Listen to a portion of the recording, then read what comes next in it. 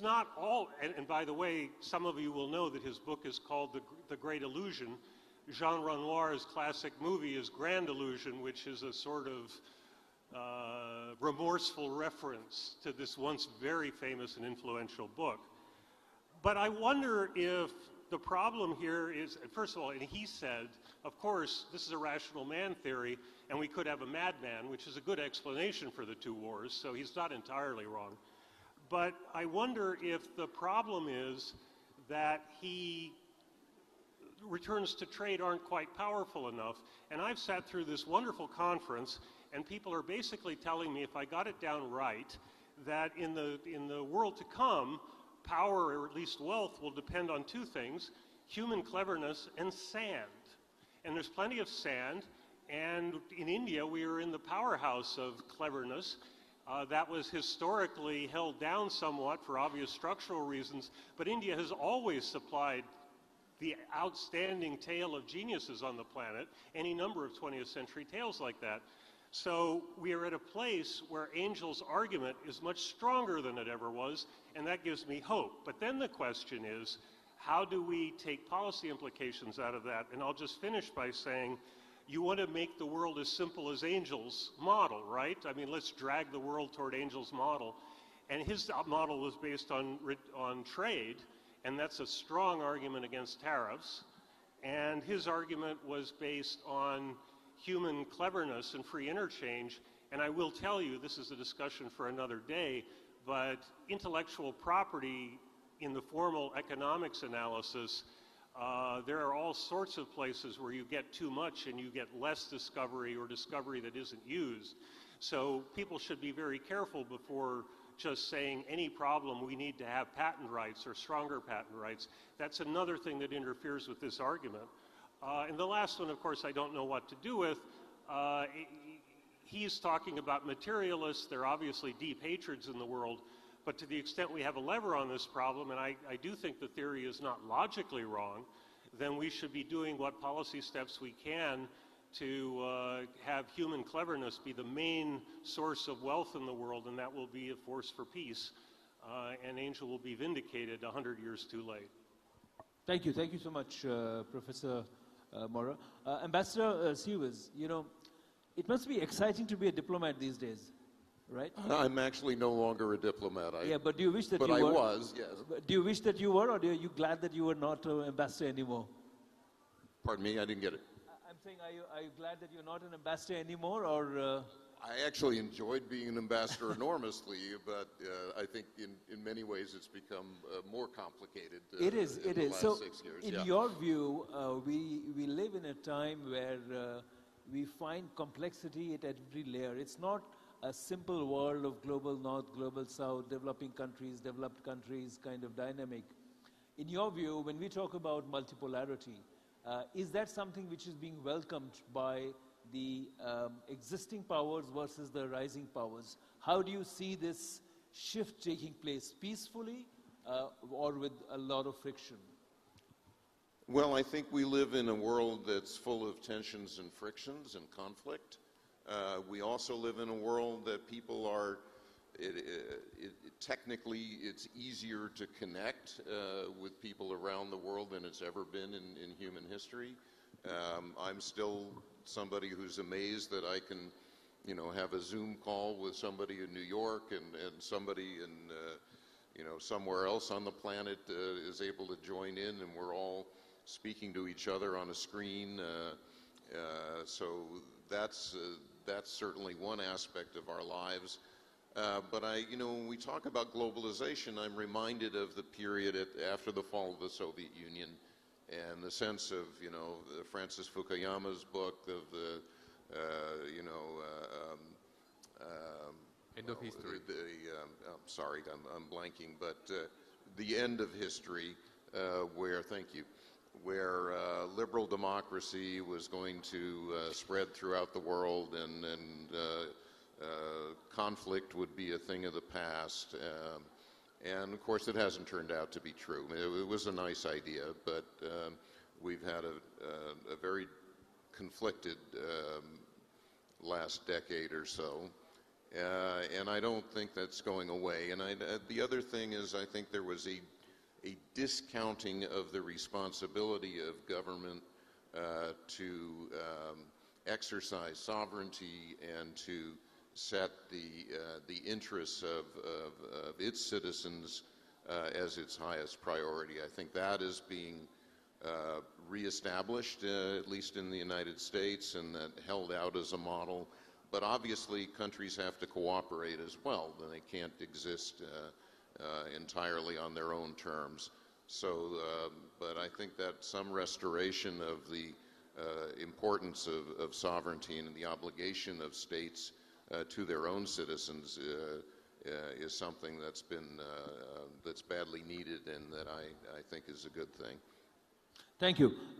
Professor Zhu, you know, a few years ago at Davos, I heard President Xi Jinping and Prime Minister Modi talking about the importance of globalization. And it was very interesting because the European and the North American leaders were saying, well, we don't like what's happening with globalization. And today, in a few years later, we see more of that. It's very interesting that China and India are in favor of globalization, but the rest of the world seems to be saying, well, I think we need to change the rules. How do you see that, especially from your perspective in China? Okay, thank you. Talking about the multipolar world, actually, in my framework of understanding in the world, there are different positions of different countries. If we define who are the polars, first you must be unique, and you must be irreplaceable. And in the world, there are three roles. One is resource countries. Another one is production countries. The third one is consumption countries. So there are different countries whose roles are different. For example, America. America is the biggest power in the world, but it is also, at the same time, is the biggest production, resource, and consumption countries altogether. This is why America is most powerful in the world. The military based, behind the military is the production, right? And China, currently China is the biggest production country. And Russia is the resource country, right? And India, maybe India is the most human resource country. Therefore, in the global trade, actually, the fundamental tension among different countries means the redistribution of the interest among the global value chains. For example, European countries from the beginning, they have a monopoly of some technology, so their profit is very high, and then their workers beneficial, the higher social welfare and low production, and maybe every week they only need to work for 4 days. So that could be the high products and the high competitiveness. But now, China, India, the emerging economies, they are rising. They want to get more interest in the global value chain. Therefore, the conflicts or intention begins. Suppose there's no new technologies and the new increased total values in the world. So this is the zero-sum competition. If China and if new economies want to get more benefit, there must be some losers. For example, European countries or like American countries are sort of. Therefore, that could be the current situation, why after the year of 2000, because there are no fundamentally revolutionary technological development. So no economic boomers. Therefore, countries must compete with each other to get the stable benefit in the global value chain. That's the result of the current situation. And then Professor Zhou, if I can just interrupt you quickly. You know, a few days ago in India, one of the senior US government administration officials said that they will not make the mistake with India what they made with China in terms of allowing the rise of China. It was a very strong statement saying that in effect allowing China to rise was a mistake, and especially from a perspective of global value chains. How do you see this statement? I mean, not just a statement, it's a thought process that, well, we allowed certain countries to rise and we are not going to allow these. And to sort of answer that, Indian Foreign Minister said that India's rise will not depend on the mistakes of others. So there's this very large current of thought saying that any rise of any other country from outside the global north has to be controlled or contained. First, America has never been declining. They are still at the top. The reason why China rise so fast from the beginning, from 40 years ago, because at that time, China was the biggest third party among at that time, the geopolitical system.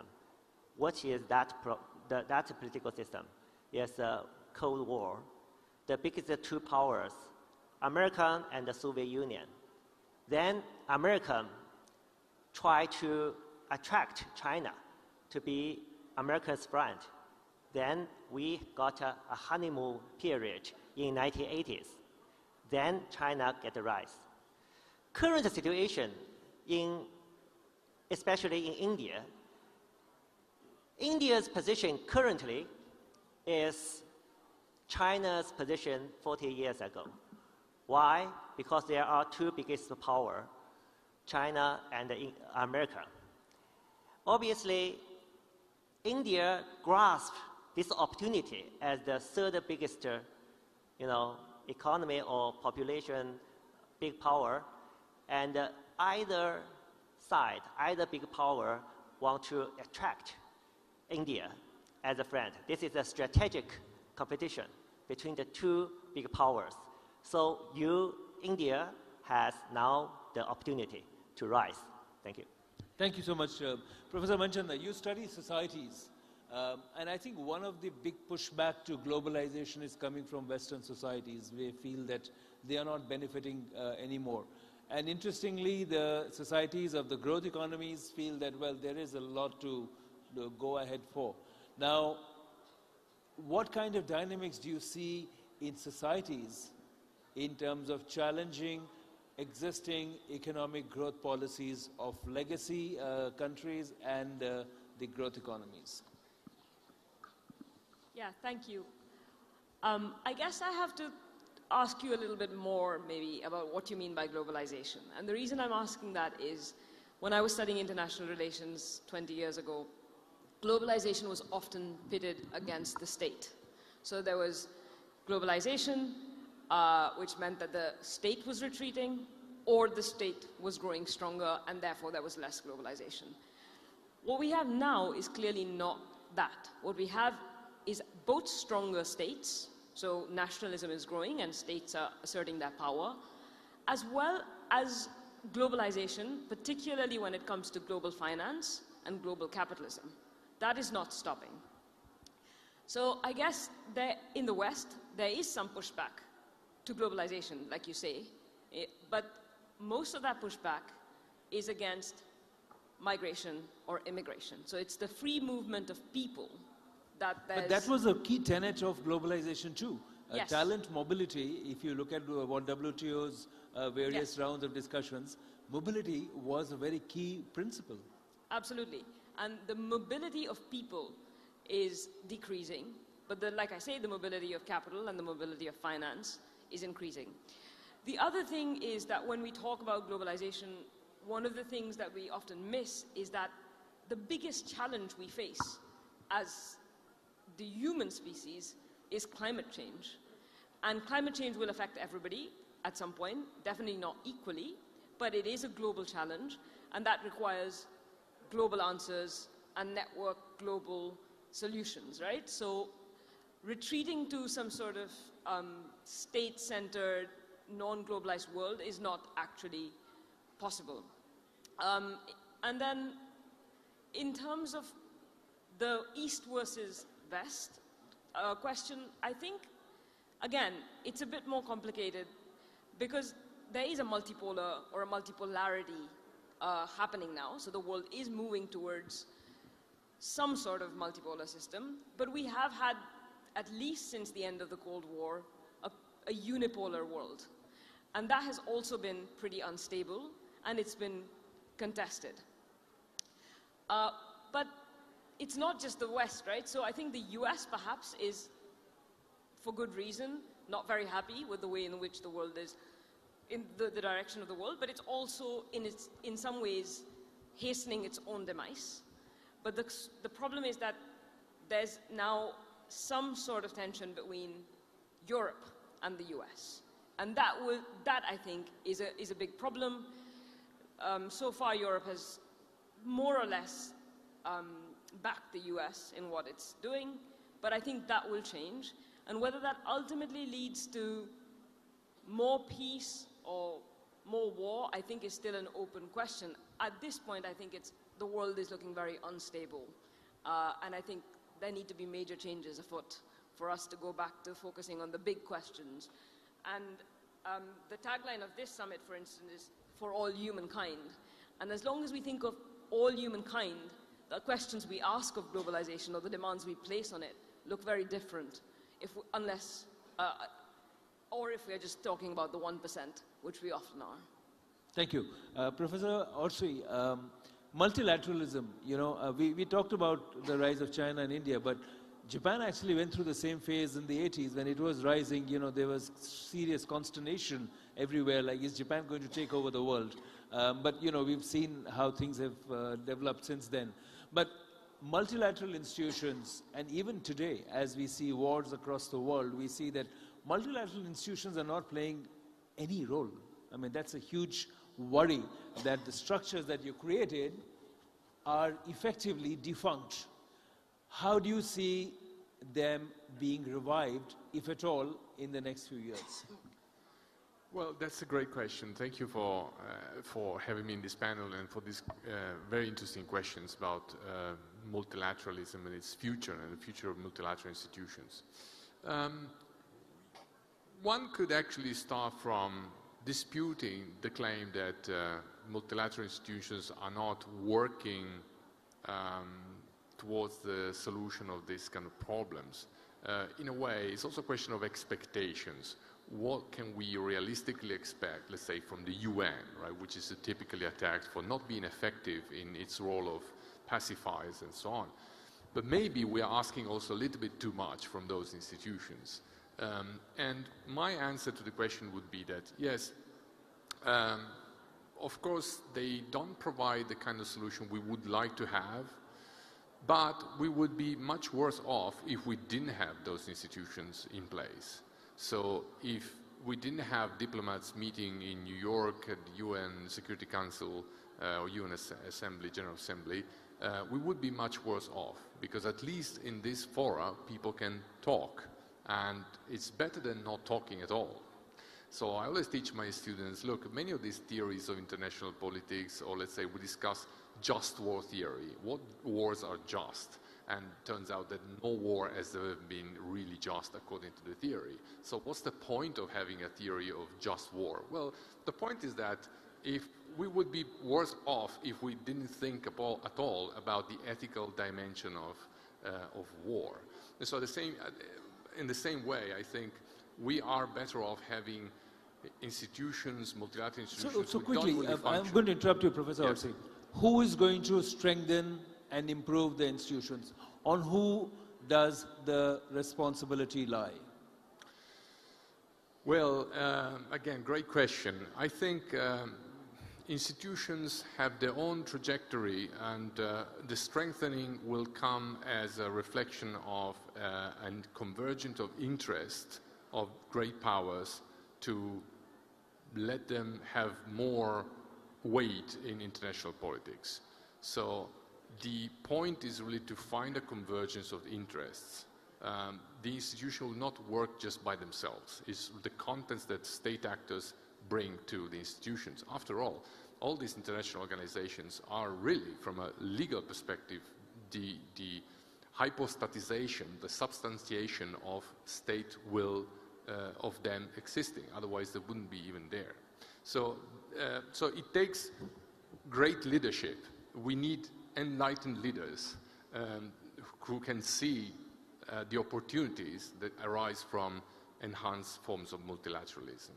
There's no way out. I'm going to request all of you to select and choose one word. Reglobalization or deglobalization? What do you see ahead?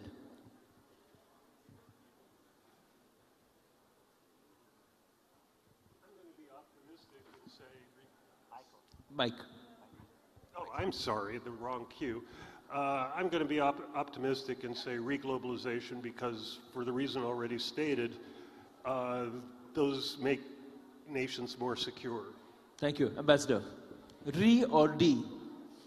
I lean toward deglobalization, but the networks of global trade and global interactions, finance, so forth, are here to stay and need to be strengthened at the same time. But I think we're going to see more assertion of national interests around the world. Thank you. Professor Zhu, D or Re? I think first is I don't want to define what is globalization and deglobalization. But in my mind, during the Biden administration, the system, the global system is isolate China outside the global trade system.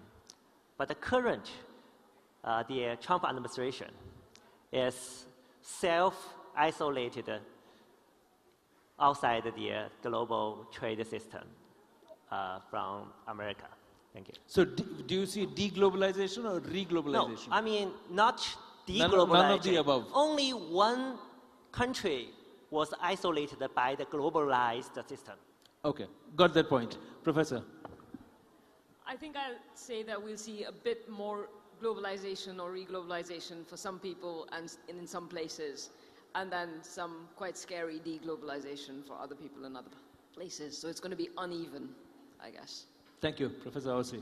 Great. I think globalization is a mega trend, and let's say in the years between the 1990s and the 2000s, we had a huge acceleration. That's why we had the whole debate on globalization. And probably there's been some excesses, or some people are losers of this particular aspect of globalization, around the globalization. So it's natural that someone wants to push back. But I think in the long term, if these problems are solved, then there will be re-globalization, maybe a more balanced one.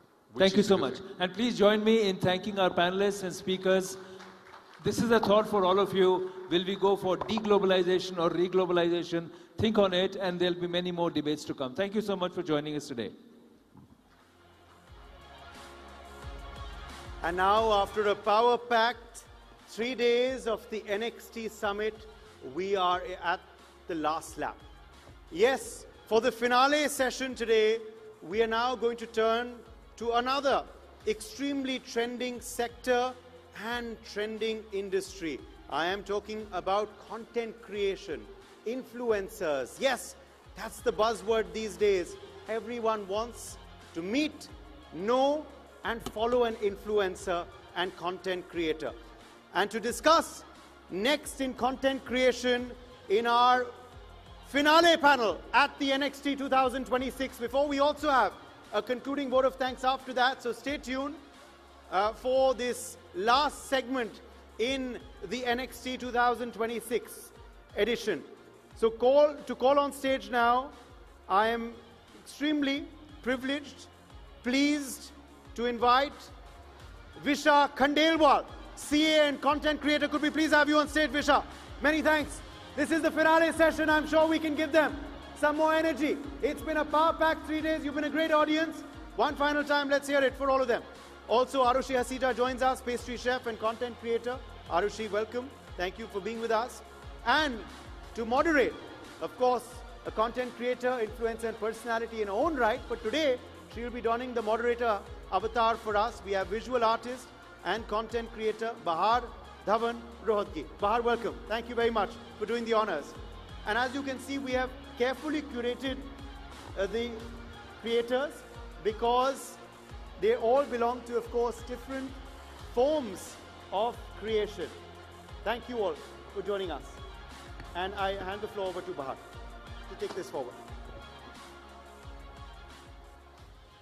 Firstly, thank you so much for having us today. Honestly, I'm sitting with two marvelous creators, and believe you me, none of us thought of being here intentionally. I'll start with my journey. Honestly, for me, content creation happened much by accident. It was never intentional. For me, my career was a bit of a chicken and egg situation. I do not know what came first, the artist or the lawyer.